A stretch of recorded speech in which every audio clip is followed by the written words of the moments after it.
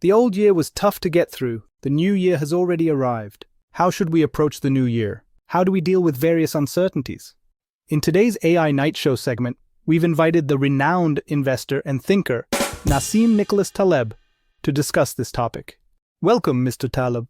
Hello, brother. Mr. Taleb, in recent days, I've seen many people giving advice for 2024 with surviving becoming a common keyword. Facing the new year, should our expectation be just to survive? Well, I comprehend this suggestion. Surviving is also a form of anti-fragility, as sometimes staying in the game is more important than winning. However, more valuable than merely getting by is building the capacity for anti-fragility. You just mentioned anti-fragility, and you've even written a book about it. How should we understand this anti-fragility you speak of?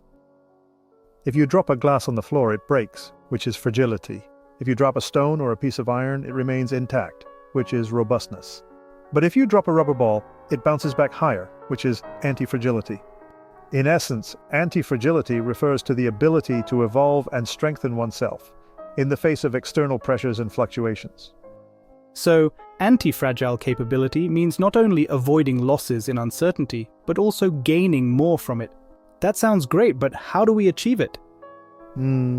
The most direct strategy is the barbell strategy, a combination of two drastically different approaches. For example, when someone allocates their assets, they might consider putting 80% in super stable things like gold or government bonds, and the remaining 20% in more volatile assets like shorting the US stock market. One end is extremely conservative and the other end is extremely risk-prone, but nothing in the middle, just like a barbell. Being prepared at both ends of the barbell ensures that we don't lose everything in extreme events. Another piece of advice is not to treat stability as your goal, because stability is just a temporary illusion, like the turkey in the farm that lives comfortably until it doesn't realize its good days are numbered. Thanksgiving comes, and the farmer takes the turkey away. In fact, many people's lives, like that turkey seeking stability, are very fragile. When you're fragile, you tend to stick to the status quo, minimizing changes, because changes are more likely to harm than benefit you.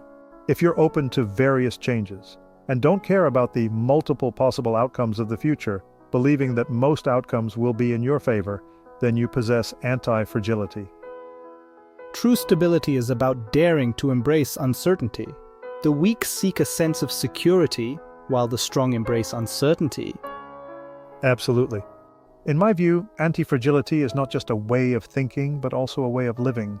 Let's take the example of raising children. Many mothers turn education into a sightseeing process, with a set plan for what to learn in first grade, second grade, which high school to attend, and even which university to go to, thinking that if every stage is well planned, the child will naturally become an elite. But reality is not like that. Children raised in this step-by-step manner often become mediocre.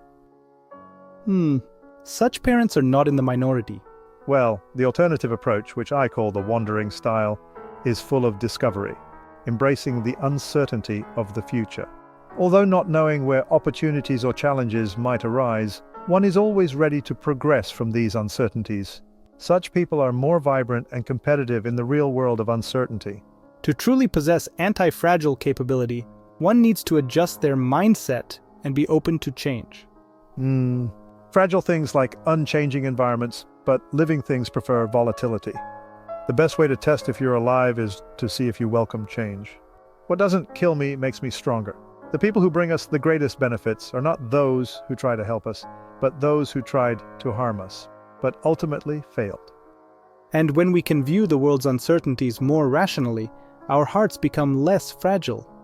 From our discussion, it seems that building anti-fragile capability is fundamentally about developing a worldview that dares to embrace and even actively create uncertainty.